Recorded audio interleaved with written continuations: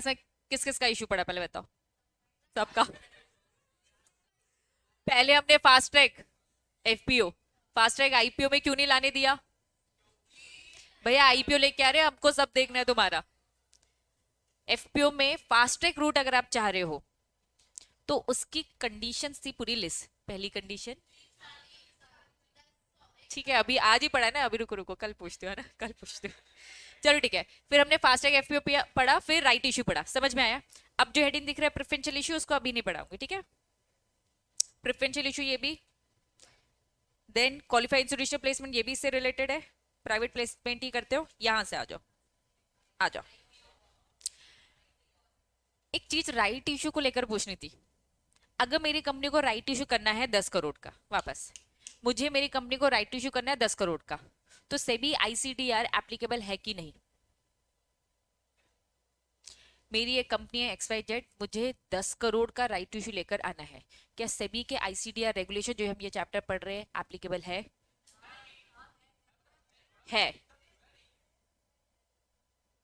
Applicability में जाओ, साफ लिखा था राइट इशू को लेके 50 करोड़ की लिमिट थी, और मैंने लिमिट 10 करोड़ बोला। अब बताओ लगेगा कि नहीं लगेगा? हमको ये सारी टर्म्स एंड कंडीशन देखने की जरूरत ही नहीं जो इतनी सारी डिटेल पड़ी। क्वेश्चन ऐसे आते, लेकिन क्या रीजन था? अभी रीजन पूछती तो बस तुक्का मार रहे थे थी, लग गया। समझ में आया बच्चों? डिटेलिंग। तो मैंने 10 करोड़ बोला था ना, इस वही तो कहा ना, इसको लॉजिक नहीं पता था, अभी पूछो तो वही फंस जाता। कंपनी अगर 10 करोड़ इशू लेके आ रही है तो अभी हमने जितने भी राइट इशू के टर्म्स एंड कंडीशन पढ़े वो एप्लीकेबल नहीं है, ठीक है, ध्यान देना। चले, अब हेडिंग क्या है? एप्लीकेबिलिटी। अगर आपको याद हो तो हमने उस एप्लीकेबिलिटी में पढ़ा था बहुत सारी चीजें, ठीक है? बाहर की कंपनी, ये क्या है? आईडीआर बोले तो इंडियन डिपॉजिटरी रिसिप्ट। कंपनी कहाँ की? बाहर की। एक foreign company Indian company, sorry, Indian market में आके यहाँ से फंड रेस करना चाहती है, कर सकती है, हाँ। उसको अपने शेयर्स को पहले यहाँ पे लिस्ट करवाने पड़ेंगे। कहाँ लिस्ट कराने पड़ेंगे? हमारे बॉम्बे, हमारे नेशनल स्टॉक एक्सचेंज में। लेकिन हाँ, पहले आपको सेबी के आईसीडीआर फॉलो करने पड़ेंगे। वो यहाँ पर आईडीआर लेकर आ रही है और आईडीआर का आईपीओ लेकर आ रही है। क्लियर है? चलिए, अगर आइडिया लेके आ रहे हो तो प्लीज आपको कंडीशन सेटिस्फाइड करनी पड़ेगी जो भी सेबी के रेगुलेशन चैप्टर 7 में दे रखे हैं। आओ रीड करें। इसमें आपको ड्राफ्ट ऑफर डॉक्यूमेंट सेबी को देना पड़ेगा, फिर फाइनल आरओसी को देना पड़ेगा, सारी फॉर्मेलिटीज आपको यहाँ पे भी करनी पड़ेगी। चलिए, बाहर की फॉरेन कंपनी इंडिया में लिस्ट हो रही है, यहाँ तक चीज समझ में आई? करूँ स्टार्ट? आइए। एलिजिबिलिटी कंडीशन, ये बाहर की कंपनी, ये एलिजिबिलिटी और ये कंडीशन है। इशूइंग कंपनी मतलब ये फॉरेन कंपनी है। फॉरेन कंपनी लिस्ट कहाँ? होम कंट्री, मतलब अपनी होम कंट्री जहां की वो है। एक अमेरिका की कंपनी है, वो इंडियन मार्केट में आ रही है, वो अपने अमेरिका में लिस्ट होनी चाहिए। नीचे होम कंट्री का मीनिंग साफ दे रखा है। Home country means country where the issuer is incorporate और लिस्ट। अमेरिकन कंपनी अमेरिका में लिस्ट होनी चाहिए, एटलीस्ट पिछले 3 साल से लिस्ट होनी चाहिए, तब जाके आप यहाँ पर आके फंड रेस करोगे। न्यू न्यू कंपनी बनाई इंडिया के मार्केट में, फंड रेस करने आ रहे हो, करने देंगे क्या? नहीं, कम से कम 3 साल पुरानी होनी चाहिए। Issuer is not prohibited to issue security by any regulatory body। जैसे कि रेगुलेटरी बॉडी हमारी इंडिया में सेबी है, इन्होंने एनी बोल दिया है। एनी मतलब कोई भी रेगुलेटरी बॉडी, चाहे हमारी हो चाहे वहां की, किसी भी रेगुलेटरी बॉडी ने आपको मना ना किया, क्योंकि हम यहाँ पे इंडियन कंपनी क्या करते हैं, सेबी डिबार्ड कर देती है। तो इन्होंने सेबी डिबार्ड नहीं बोला, क्योंकि भैया हर कंट्री से अलग अलग है। अगर हम कहेंगे सेबी ने रोका है, हमारे देश ने तो हमारे देश ने रोका, इससे कोई फर्क नहीं पड़ता, सेबी ने तो नहीं रोका। इन्होंने कहा कोई भी रेगुलेटरी बॉडी, चाहे यहाँ की हो चाहे वहां की है, किसी ने भी अगर आपको रोका है तो आप यहाँ से फंड रेज करने के लिए एलिजिबल नहीं हो। नेक्स्ट, इश्योर हैज क्या? Track record of the compliance of the security market regulation in its home country. अपने देश में, अपने देश में क्या कंप्लाइंसेस होना चाहिए? जब हम अपनी कंपनी का देख रहे थे तो हम भी अपनी कंपनी का ये देख रहे थे ना कि हाँ भाई सारी रूल्स रेगुलेशन कंप्लाइंट के, तो अपने देश में वो एकदम क्लीन चिट होनी चाहिए। Any of its promoter director क्या नहीं होना चाहिए? फिजिटिव इकोनॉमिक ऑफेंडर नहीं होना चाहिए। तो बाहर की कंपनी इधर आ रही है, पिछले 3 साल से लिस्ट, किसी रेगुलेटरी बॉडी ने मना ना किया हो, कंप्लाइंसेस एकदम अच्छे होने चाहिए, promoter director fugitive economic offender नहीं होने चाहिए। एलिजिबिलिटी समझ में आ गई? आ जाओ कंडीशन। आप हमारे इंडिया के मार्केट में आओगे ना, कम से कम 50 करोड़ तक का तो पैसा मांगना, मिनिमम 50 करोड़ का तो फंड रेज करना। At any time given time there is only एक ही डिनोमिनेशन है, आईडीआर, इंडियन डिपॉजिटरी रिसिप्ट, इन्होंने कहा कि भैया इंडियन रुपीस की हम बात करें, आप यहाँ पे जो फंड रेज करोगे, हम बदले में, आप हमें शेयर्स दोगे, सिक्योरिटी दोगे, हम आपको क्या देंगे, इंडियन रुपी ही देंगे। अब आपको हमारे आरबीआई से टाई अप करना पड़ेगा, एक इंडियन बंदा जब ये शेयर खरीदेगा तो इंडियन रुपी देगा, ठीक है, ऑफ द इश्यूअर। बात समझ में आई? Next, issuer shall ensure that जो भी अंडरलाइंग इक्विटी शेयर्स है against the Indian depository receipts are issued have been या will be listed in the home country before listing of the idea। ऊपर बात रिपीट है, ऊपर अभी हमने क्या पढ़ा था, यहाँ आ रहे हो फंड रेज करने, अपने वहां पे होम कंट्री में लिस्ट होने चाहिए। इन्होंने क्या कहा, या फिर हैव बीन लिस्टेड या फिर विल बी लिस्टेड, होने वाले, तो होने वाली बात तो अपने आप कट हो जाती है, क्योंकि पिछले 3 साल की क्या होनी चाहिए, लिस्टिंग होनी चाहिए। बस बात इन्होंने यहाँ पे बस एम लिख दी है, ठीक। Issuer shall ensure IDR rank pari passu, सबसे पहले परिपासु का मतलब बताओ। इन्होंने कहा यहां जो शेयर आपने इश्यू किए, तुम लोगों ने आईडीआर खरीद ले, ठीक है, तुमने टेस्ला कंपनी के शेयर्स खरीदे, किसके खरीदे, टेस्ला कंपनी। टेस्ला कंपनी के जो शेयर होल्डर जो फॉरेन में बैठे हैं, जो वहां के अमेरिका के इक्विटी शेयर होल्डर है, वो और तुम बिल्कुल सेम हो, कोई भेदभाव नहीं। हम भी ऐसे करते हैं, हमने यहाँ पे जो शेयर इशू करे और जो हम बाहर शेयर इशू करेंगे, उन शेयर होल्डर और इन शेयर होल्डर में कोई डिफरेंस नहीं होगा, एकदम सेम होते, परिपासु होते। फिर से रीड करो, इश्यूअर शेल एंश्योर, इश्यूअर की रिस्पॉन्सिबिलिटी, उस फॉरेन कंपनी की रिस्पॉन्सिबिलिटी है कि जो भी अंडरलाइंग शेयर्स जो उसने आईडीआर में हमारे इंडिया में यहाँ पे बेचे हैं, rank pari passu with the existing shares of the same class. यहाँ के इक्विटी वहां के इक्विटी एकदम सेम हो गए, परिपासु, उनको भी वोटिंग राइट है, हमें भी वोटिंग राइट है, उन्हें भी डिविडेंड मिलेगा, हमें भी डिविडेंड मिलेगा। ऐसे कुछ रूल्स रेगुलेशंस होते हैं, आपको सेम पोजीशन में इनको रखना है। क्लियर है? प्रेफरेंस तो अलग है, डिबेंचर होल्डर तो अलग है, सेम क्लास के लोग सेम क्लास में आएंगे। क्लियर है? क्या पढ़ा अभी हमने, बाहर की कंपनी इंडिया में लिस्ट होने आ रही है, इंडिया के मार्केट से फंड रेज कर रही है, तो ये इसकी एलिजिबिलिटी और कंडीशन है। समझ में आया? अब क्या लिखा है ये बताओ। ईश्वर को ना ये ख्याल रखना चाहिए, कुछ रिपीट लग रहा है। In principle approval, Bombay national से जाके परमिशन लो, डीमैट फॉर्म में कम कन्वर्ट करो, 75% पहले से आपका जुगाड़ हो जाना चाहिए, जनरल कॉर्पोरेट पर्पस के लिए कितना, 25%, पूरा रिपीट। समझ में आया?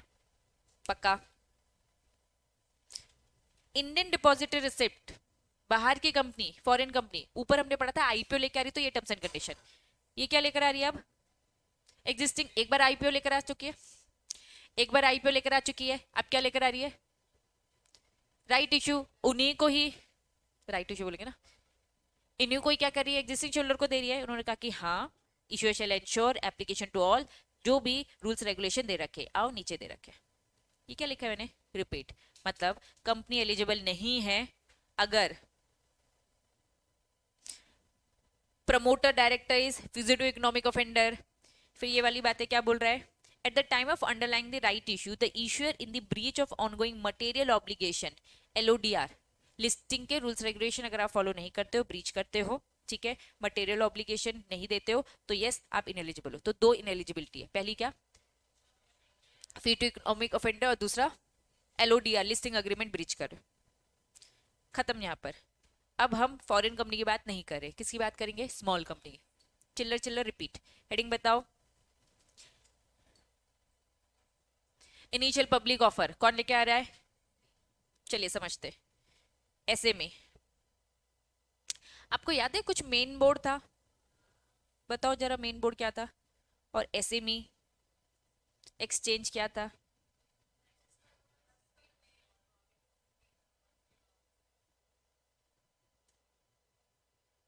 स्टॉक एक्सचेंज के अलग अलग प्लेटफॉर्म है, या तो आप मेन बोर्ड में हो सकते हो, मेन बोर्ड में कौन है, बॉम्बे स्टॉक एक्सचेंज और नेशनल स्टॉक एक्सचेंज, इन्हीं का ही एसएमई प्लेटफॉर्म है, छोटी कंपनीज के लिए एक अलग सा प्लेटफॉर्म। क्लियर है?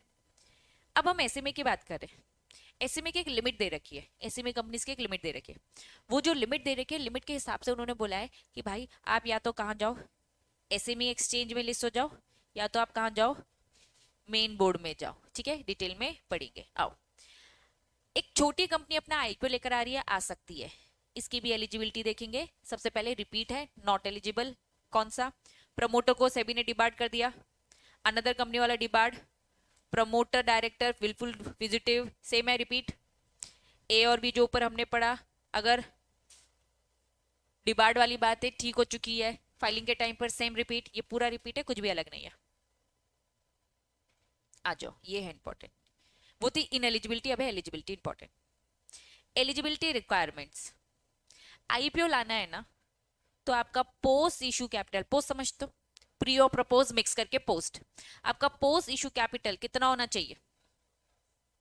लेस देन 10 करोड़, इस ऐसे लिख दो, ये ज्यादा अच्छा होता है। या तो 10 करोड़ या तो 10 करोड़ से कम। आपके पास ऑप्शन है, ऑप्शन है, कोई ऑप्शन नहीं है, आप बस एसएमई बोर्ड में ही जाके लिस्ट होगे। आप एक छोटी कंपनी हो, कितनी छोटी कंपनी हो, आपका पोस्ट इशू कैपिटल कितना आ रहा है? 10 करोड़ या उससे कम। आप कहां पे जाके लिस्ट होगे? एसएमई में। एसएमई जाओ एक्सचेंज में, एसएमई स्टॉक एक्सचेंज में जाओ और वहां पे जाके लिस्ट कराओ, वहां पे जाके आईपीओ लेकर आओ। समझ में आया? अगर आपका पोस्ट इशू कैपिटल ज्यादा आता है, मोर देन 10 करोड़ आता है, लेकिन अप टू कितना? 25 से ज्यादा थोड़ी ना, नहीं तो आप तो बड़ी कंपनी हो जाओगे। ठीक है, तो फिर आपके पास ऑप्शन आता है। क्या ऑप्शन आता है? या तो एसएमई बोर्ड में ही रहो या तो मेन बोर्ड में। हमने आपके लिए एक अलग से प्लेटफॉर्म एसएमई बोर्ड तैयार किया है कि सारी छोटी कंपनीज इकट्ठा यहाँ पर आ जाओ। किसी भी इन्वेस्टर्स को छोटी कंपनीज में पैसा लगाना, तो एसएमई में सब छोटी छोटी कंपनीज है, सब हाईलाइट होंगी। लेकिन अगर आपका 10 करोड़ से ऊपर लेकिन 25 करोड़ से नीचे है, तो ऑप्शन है कंपनी आपको एसएमई में रहना है, एसएमई में रहो, अगर मेन बोर्ड में आना है तो मेन बोर्ड में आ जाओ। तो ये ऑप्शन हो जाता है। बात समझ में आ रही है? क्लियर है? सेबी डज नॉट इशू, आप तभी एलिजिबल हो, ये दोनों एलिजिबिलिटी समझ में आए कि भैया कहाँ कहाँ जाना है। अब तीसरा पॉइंट क्या बोल रहा है? सेबी ने कभी भी आपके अगेंस्ट क्या ना किया हो, आपके ऑफर डॉक्यूमेंट में ऑब्जर्वेशन इशू ना किया हो, मतलब कुछ भी चेंज रिमार्क कमेंट नहीं किया है, सब बढ़िया है, कोई दिक्कत नहीं है। तो आप एक अच्छी कंपनी हो, आ जाओ डायरेक्ट आईपीओ लेकर आओ। अब अकॉर्डिंग टू सिचुएशन या तो आप मेन बोर्ड में जाओगे या तो आप एसएमई में जाओगे। लीड मैनेजर कौन था? वही merchant banker. Lead manager submit करेगा आपका ड्यू डिलिजेंस सर्टिफिकेट सेबी को कि हाँ ये कंपनी बहुत अच्छी है, सारे रूल्स रेगुलेशन कंप्लाई कर रखे। आईपीओ जितना भी ला रहे हो उसे क्या करो? अंडरराइट कर लो 100%। मैं कह रही हूँ मैं 10 करोड़ का लेकर आ रही हूँ, 10 करोड़ का ला रही हो, पूरा 10 करोड़ क्या कर दो? अंडरराइट कर लो। तुम्हें बहुत बड़ा रिस्क लग रहा है, तुम छोटी कंपनी हो, तो किसी बैंक को पकड़ो, अंडरराइटर, मर्चेंट बैंकर भैया, पूरी रिस्पॉन्सिबिलिटी 100% की। नहीं होगा तो भैया मैं देख लूंगा। The lead manager shall underwrite at least, lead manager को क्या बोला? 15%। आप चाहो तो 100% पूरा पूरा अंडरराइट कर सकते हो, और lead manager at least minimum, company की मर्जी 100 करना है 100%, 100% कर दो, लेकिन लीड मैनेजर से करवाना है तो मिनिमम तो कितना कराना पड़ेगा? मिनिमम 15% है, मैक्सिमम कितना है? पूरा 100%। समझ में आ रहा है? अब आपकी बुक में ये अलग से अलग पॉइंट है क्या? यहाँ से किसी के साथ अटैच कर दिया, ये अलग एक डिफरेंट पॉइंट है। ठीक है, ये एक अलग पॉइंट है, इनके साथ इन्होंने चिपका दिया। Compulsory market making. Market making एक बड़ा कंसेप्ट है, हेवी कंसेप्ट है, प्रोफेशनल में पढ़ते हो, लेकिन शॉर्ट में बता रही हूँ। मार्केट मेकिंग क्या होता है? मार्केट बनाना आपके अकॉर्डिंग, मार्केट में आपकी नींव तैयार करना, मार्केट को क्रिएट करना आपके लिए। तो market making for the minimum period of 3 years from the date of listing, ये क्या बोल रहे हैं? कंपलसरी आपको मार्केट अपना बना के तैयार करके रखना पड़ेगा। इसके लिए भी मर्चेंट बैंकर्स को ऐसे ही हायर किया जाता है। उसकी फैसिलिटी मैंने आपको बताया था, मर्चेंट बैंकिंग की अलग अलग कैटेगरीज होती है, उसकी अलग अलग सर्विसेज होती है। वन ऑफ द सर्विस क्या बताई था मैंने आपको? पूरा इशू का मैनेजमेंट देखना, अंडरराइट करना, ये जो जो आपने अभी पढ़े। तो ऐसे ही क्या होता है, मार्केट भी तैयार करके देना आपके लिए। तो इन्होंने ये बोला कंपलसरी, आप ऐसे में हो, compulsory market making for the minimum period, minimum 3 साल के लिए आपको करना है। 3 साल कहां से? आज आईपीओ ला रहे हो, कल लिस्ट हो जाओगे, आज आईपीओ ला रहे हो, कल लिस्ट हो जाओगे। जब भी लिस्ट होगे कि आपका मार्केट तैयार होना चाहिए, मार्केट में आपको लगातार कुछ टर्म्स एंड कंडीशन कंप्लाई करते रहने पड़ेंगे। वो बहुत डिटेल कंसेप्ट है, आगे चल के पढ़ेंगे, यहाँ नहीं है, प्रोफेशनल में। ठीक है, तो ये कब तक आपको करने पड़ेंगे? ये मर्चेंट बैंकर ये काम आपको कब तक के लिए करके देगा? 3 साल के लिए। ये आज हाँ बोल दूं कि कर देंगे, आगे चल के हम चेक करते रहेंगे ना कि हो रहा है कि नहीं हो रहा है, ये सारे के सारे काम। मिनिमम एप्लीकेशन साइज, ये एप्लीकेशन साइज क्या थी नॉर्मल कंपनी के लिए? एप्लीकेशन 25% थी। आपकी कंपनी का शेयर कितने का है? 10। एप्लीकेशन के टाइम पर कम से कम 25% ले लेना, 2.5 ले लेना। ये क्या बोल रहा है? Minimum application size in the IPO and trading lot, क्या बोला है इसमें? बोले भाई 1 लाख ले लेना। दो चीजें बोलिए, क्या बोलिए? दो चीजें। पहला, कोई भी इन्वेस्टर एप्लीकेशन देगा तो कम से कम उसका मिनिमम एप्लीकेशन साइज कितना होना चाहिए? 1 लाख का होना चाहिए। और ट्रेडिंग लॉट क्या है? मार्केट में जब इसे बेचोगे, लॉट का भी साइज कितना होना चाहिए? 1 लाख। लॉट का भी साइज क्या होना चाहिए? 1 लाख। इन्होंने आधी बातें आपको बताई और आधी बातें नहीं बताई। अगर मैं पुराने सिलेबस की बात करूं तो पुराने सिलेबस में मेन का भी बताया था, पुराने सिलेबस में मेन का भी बताया था। इन्होंने तुम्हारे सिलेबस में से मेन का हटा दिया है और इसका छोड़ दिया। आपको एप्लीकेशन साइज तो बता दिया है कि भाई जितना भी रखोगे उसका 25%। इन्होंने यहाँ पे परसेंट नहीं बताया, इन्होंने बोल दिया भैया सीधा अमाउंट 1 लाख। ठीक है। वहां उन्होंने ट्रेडिंग लॉट बताया था। ट्रेडिंग लॉट होता है कि हमें शेयर्स की प्राइस के हिसाब से होता है, ड्यूरेशन नॉर्मली होता है 10 से 15 हजार, लेकिन ये सारी कैलकुलेशन नहीं बताए, प्रॉपर कैलकुलेशन होता था। ये सारी चीजें सिलेबस से हटा दिया। लॉट साइज कैलकुलेट करने का एक तरीका होता था। लॉट साइज कैलकुलेट करने का एक तरीका होता था। लॉट मतलब क्या होता है? एक बंच में कितने नंबर ऑफ शेयर्स बिकेंगे, अलग अलग कंपनी के अलग अलग। हम कह रहे हैं कि भैया कंपनी के 10 शेयर्स बिकेंगे, मेरा एक लॉट 100 शेयर का है, मेरा एक लॉट 15 शेयर्स का है, सब कंपनी का अलग अलग होता है। तुम्हारे सिलेबस से हटा दिया, प्रोफेशनल में रखा है, मतलब वो प्रोफेशनल में आप पढ़ोगे और प्रॉपर कैलकुलेशन भी की जाती थी उसकी। ठीक है। अभी तक मैं ये एग्जीक्यूटिव में भी पढ़ाती थी और फाइनल में भी, फाइनल में थोड़ा एडवांस पढ़ाती थी, लेकिन अब एग्जीक्यूटिव के सिलेबस से हटा दिया। ठीक। फिर भी मैंने आपको एग्जाम्पल दे दिया है। लॉट क्या होता है? लॉट क्या होता है? बंच। ये बंच ऑफ शेयर्स कंपनी अलग अलग कैलकुलेशन से डिसाइड करती है। अब ये कैलकुलेशन नहीं है, नहीं जाएंगे, लेकिन इन्होंने यहाँ पे बोला है कि कोई कैलकुलेशन नहीं, यहाँ पे सीधा क्या बोल दिया है? बेचना है ना तो 1 लाख के ही शेयर्स एक बार में बेचना। कोई एप्लीकेशन देगा ना तो एक बार में 1 ही लाख देना, तो दोनों की लिमिट 1 लाख है। कंसेप्ट समझ में आ रहा है? नेक्स्ट क्या लिखा है? माइग्रेट। माइग्रेट मतलब वर्ड का मीनिंग बताओ। शिफ्ट होना। ऑप्शन था हमारे पास एसएमई या फिर मेन बोर्ड, ये ऑप्शन था। अगर मेरा 10 करोड़ है पोस्ट, ठीक है, अगर मेरा पोस्ट इश्यू कैपिटल 10 करोड़ है तो मुझे कहाँ लिस्ट होना है? सिर्फ एसएमए में। अगर मेरा 15 करोड़ है तो कहाँ होना है? ऑप्शन है। ठीक है। मैं मेरा 15 करोड़ है, मेरा मन थोड़ा सा इधर उधर हो रहा है। ये कह रहे हैं कि भाई दो ऑप्शन है, मेरा 15 करोड़ है, मैं कहाँ जा रही हूँ?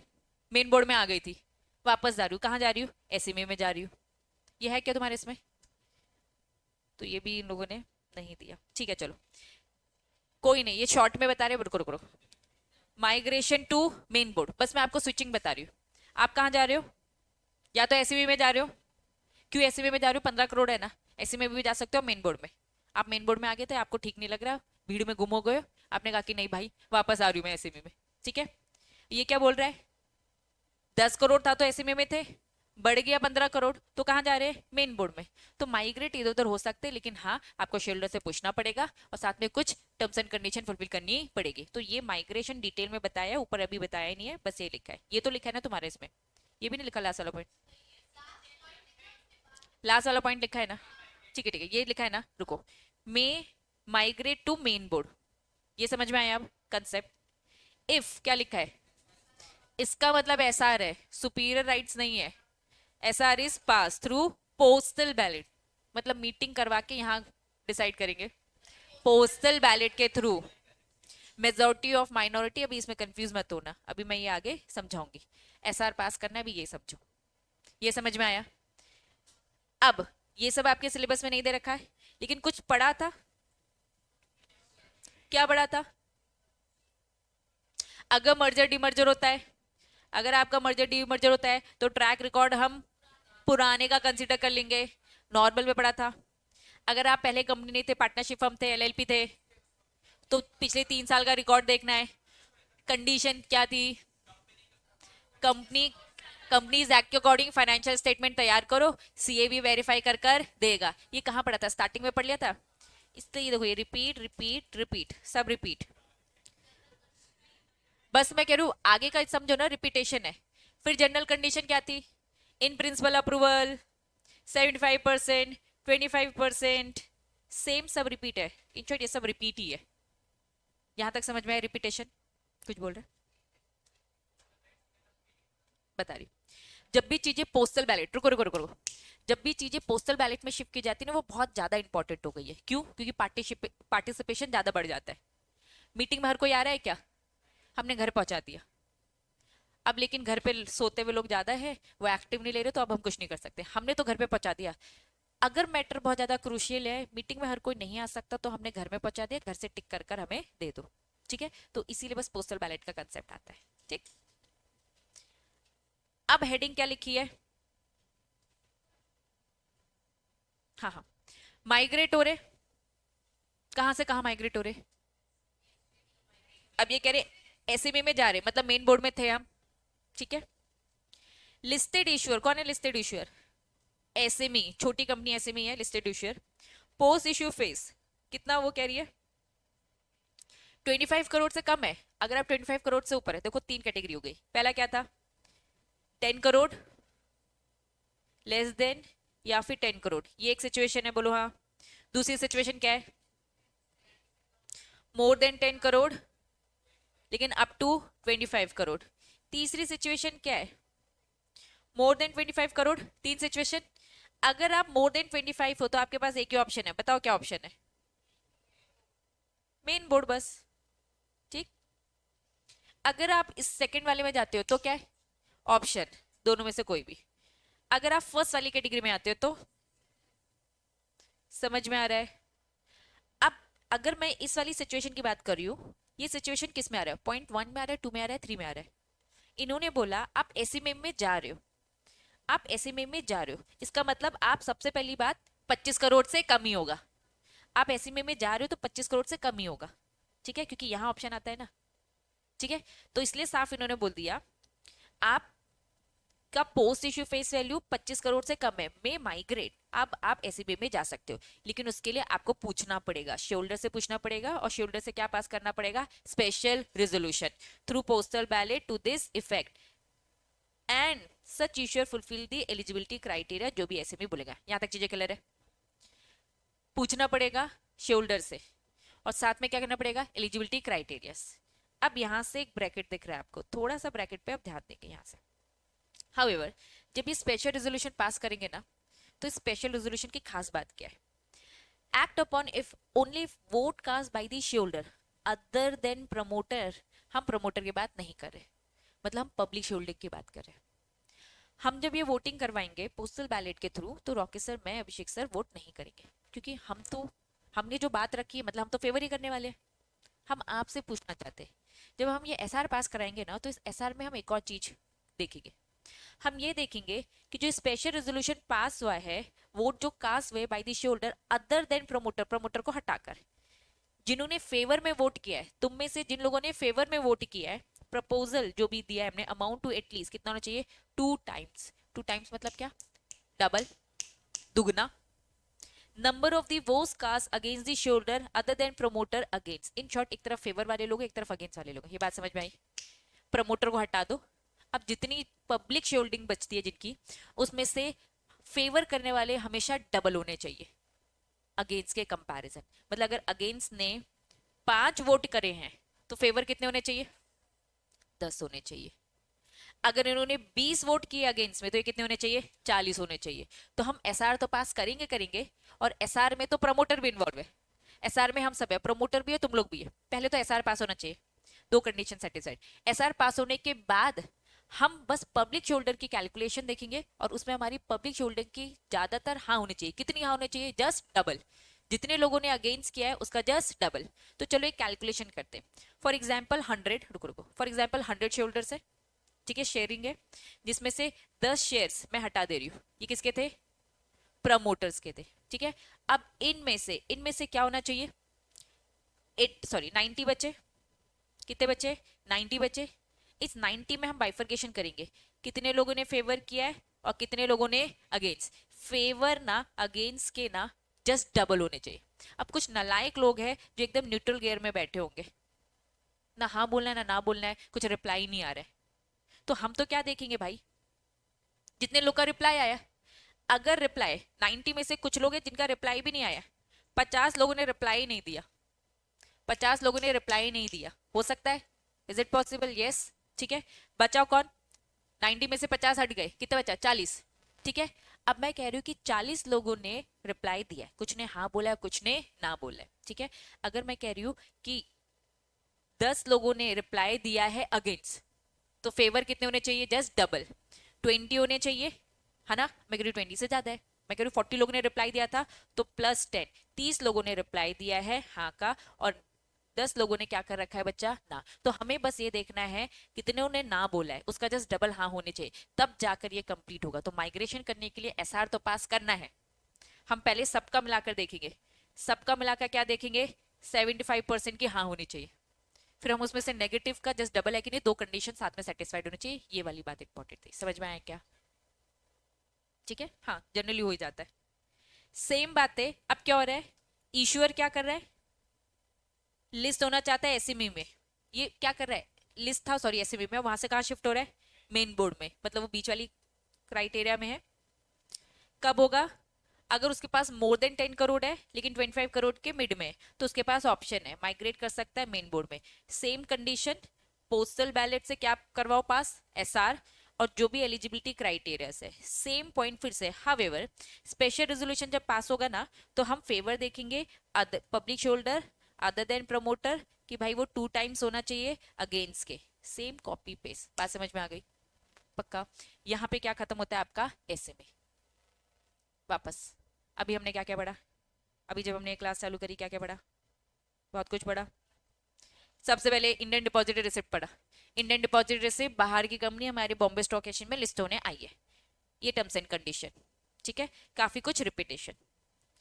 बाहर की कंपनी हमारी इंडियन कंपनी इंडिया के मार्केट में बॉम्बे स्टॉक एक्सचेंज में लिस्ट होती है और राइट इशू करती है।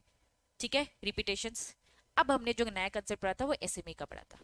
हमारी इंडियन कंपनी है, छोटी कंपनी एसएमई है, इनके लिए हमने 2 प्लेटफॉर्म दे रखे, मेन बोर्ड में भी आ सकती है, और अब इन्होंने कहा कि भैया लिमिट है, लिमिट के हिसाब से चीजें होती है। ठीक है, अगर आप 10 करोड़ से कम हो या 10 करोड़ हो तो ओनली एसएमई रूट, 25 करोड़ से ऊपर है तो only main.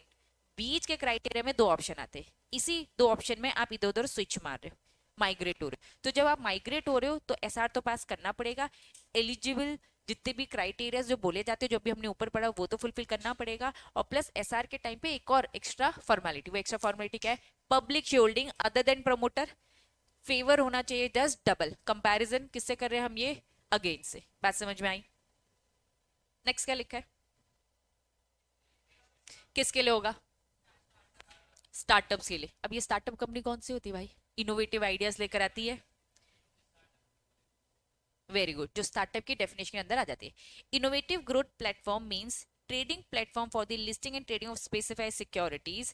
Eligible criteria, SEBI ने पूरी एलिजिबिलिटी क्राइटेरिया दे रखा है, जो इन एलिजिबिलिटी क्राइटेरिया में आएंगे वो स्टार्टअप वाली कंपनीज इस प्लेटफॉर्म में आकर शेयर इशू कर सकती है। चलिए, मेरी एक स्टार्टअप कंपनी है, ठीक, list startup with the intensive to use the technology. Startup क्या क्या है, टेक्नोलॉजी का स्टार्टअप है, information technology, intellectual property, data analytics, biotechnology, nano technology, provide product service business platform sustainable value addition. ये पूरा point ऊपर का क्या बोल रहे हैं, स्टार्टअप से उनका मतलब क्या है, कुछ न्यू इनोवेटिव आइडियाज टेक्नोलॉजी से रिलेटेड, बायोटेक्नोलॉजी से रिलेटेड, ये पूरा मीनिंग बताए। मीनिंग समझ में आया? अगर ये कंपनी है एटलीस्ट 25% ऑफ प्री इशू, क्या लिखा है, pre issue capital held by, ये क्या लिखा है, कौन होते हैं, क्यूआईबी, क्वालिफाइड इंस्टीट्यूशनल बायर्स, बड़े प्लेयर्स होते हैं। प्लीज इशू लाने से पहले प्री इशू कैपिटल 25% ना पैसा इन्होंने लगाया होना चाहिए। ये लोग थोड़ा दूर का विजन देख सकते हैं, आपकी कंपनी की कितनी दम है इन्होंने देख रखी होगी। आप यहाँ जब इशू लेकर आ रहे हो ना, इस प्लेटफॉर्म में आ रहे हो, तो प्लीज 25% पैसा आपका प्री इशू का किसने लगाया हो, क्यूआईबी ने लगाया हो। Innovator growth platform investors, any other class investors, ये उन्होंने लिस्ट बताई है, कौन कौन लगाएगा, क्यूआईबी लगाएगा।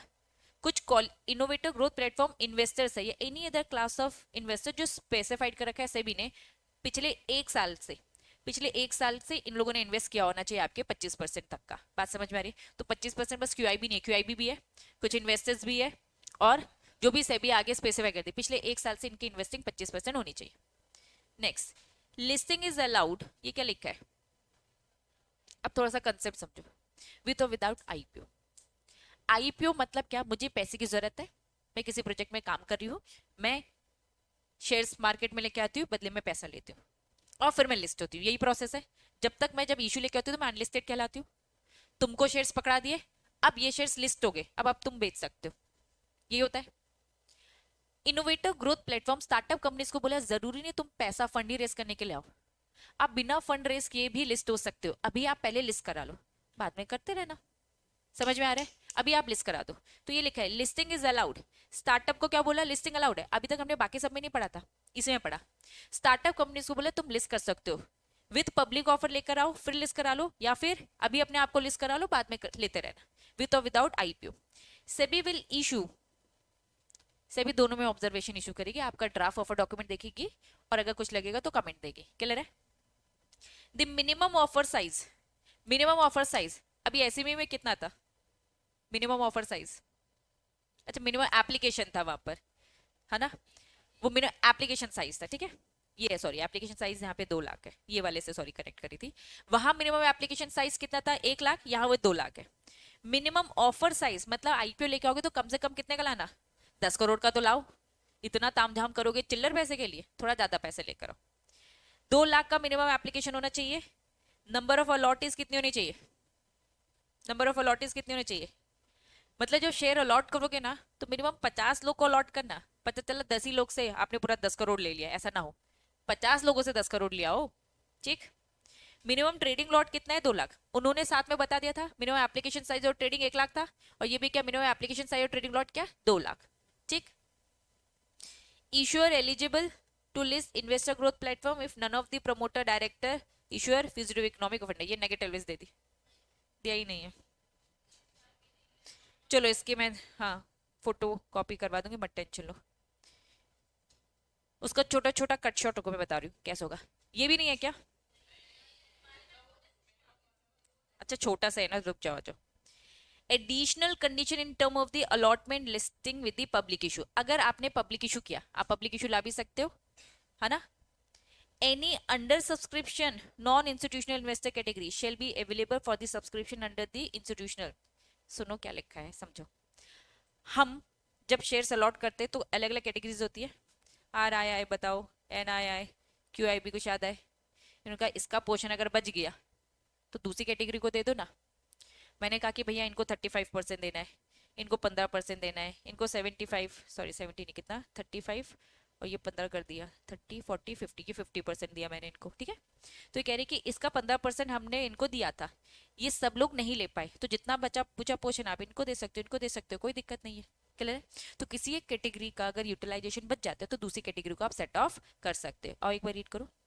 Under subscription of the non institutional investor category shall be available for the subscription institutional category. मतलब किसकी बात कर रहा है? क्यूआईबी की तरफ कह रहा है। बात समझ में आई? नेक्स्ट, इश्यूअर क्या कर रहा है? Allocate 60% of the issue size discretionary basis. What do mean by discretionary? मर्जी से। किससे? इशू ओपनिंग से पहले एलिजिबल इन्वेस्टर एज आइडेंटिफाई, जो सब रेगुलेशन 1 में दे रखा है, in regulation 283 in according with the requirement. ये कौन है? कुछ याद आ रहा है? पूरा वो जो पॉइंट पढ़ा था हमने, ये सेम उन्होंने कॉपी पेस्ट किया है। कौन से चैप्टर में पढ़ा था? स्टार्टिंग के चैप्टर्स में, कि क्यूआईबी को दे रहे हो, क्यूआईबी को दे रहे हो तो भाई उसका एंकर इन्वेस्टर 60%, उसका 1/3 1/4 कुछ याद आ रहा है? तो यही सारी चीजें उन्होंने लिख दिया है। एसएमई में भी यही सारी चीजें होंगी। वापस पहला पॉइंट क्या बोल रहा है? एनआईआई की कैटेगरी अगर यूज नहीं होती है तो इंस्टीट्यूशनल सोर्स में जाओ, क्यूआईबी में जाओ, ठीक है?